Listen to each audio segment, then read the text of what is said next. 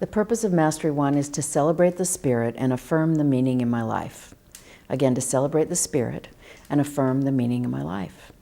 The idea of celebration, I think, is more prevalent, more in the forefront of what we do at Mastery. And I think it's timely. You know, once people have been to the Excellence Series and done the work that we've done in all of those courses, I think to get to the place where I'm willing to really celebrate my essence, my unique essence and my unique contribution is such a delicious thing to do. It's a mark, I think, of relative sophistication in a human being, that I can understand that in the midst of all of the self-reflection and self-definition, that there is always room for celebration, always room for celebration. There's always more to learn, and I love that we provide more opportunities for people to continue to learn, because I mean, again, I hear that all the time when people come back and audit programs. Boy, I forgot that we did this part, or I forgot that I had figured this part out about myself, and now I remember it again. There is so much value in continually placing myself in learning environments that I have some understanding of, where I have some trust, and I make a commitment to myself to learn more, and I go there and I do learn more. I think it's what keeps us alive and juiced and growing as human beings. There's something for me, particularly at Mastery One, around this notion of stand, around people really coming to understand and name and claim who they are as a unique individual. That there's something about adding that to the toolbox that I think helps to tone down the argument in my head that I have sometimes, and I know most people have, that kind of battle that we do between, the voice of sort of love and purpose and certainty and commitment, and the voice of fear and the voices from the past and the ego that says, you know, don't go there, it's not safe. When I can understand that there's no, it's all apples and oranges. You know, that I have what I have and am what I am, and so is my neighbor and my friend and my partner and my people. And we all bring something.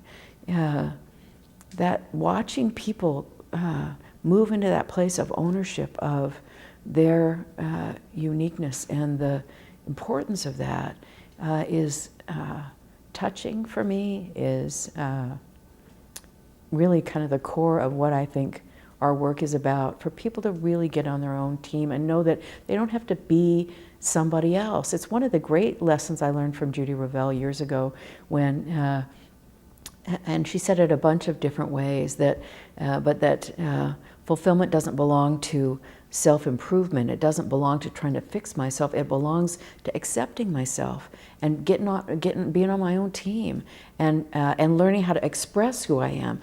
Fulfillment belongs to self-expression. Again, really owning who I am, not believing I need to change who I am. And that's the core of the work that we do, and that is absolutely the core of the juice for me in Mastery One. One of the things that is most unique about Mastery One is that you really are in that course playing with players. I mean, you are there with other people who have done all of the work that they've done up to that point. Typically by the time people come to Mastery One, they are willing to kind of set aside some of the trepidation they might have about the process and what's going to happen. I mean, people by that time know us, know who we are and what kind of learning opportunities we provide. And I think people arrive at Mastery One more willing than probably in any other course to simply drop their bags, roll up their sleeves, and get to work. The other thing I would say about what's different about Mastery One is the residential aspect.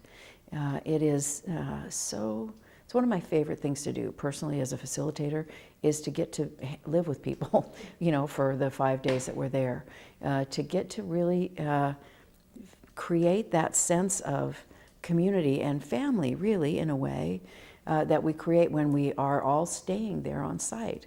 So people come on the first night and they move into their rooms, and we provide all of the food, and so all of that kind of daily living stuff is handled. You don't have to get in your car and drive home at night. You don't have to figure out what you're going to eat for dinner. It's all handled.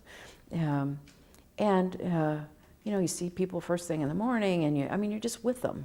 And so there is something, again, there's something about the container that's created when we are all together in an environment. And additionally, all of the places where we do Mastery One are beautiful sites. It's always in a beautiful place on the earth. And there's something about being in a beautiful place, natural environment, that I think helps that deeper work of self-reflection.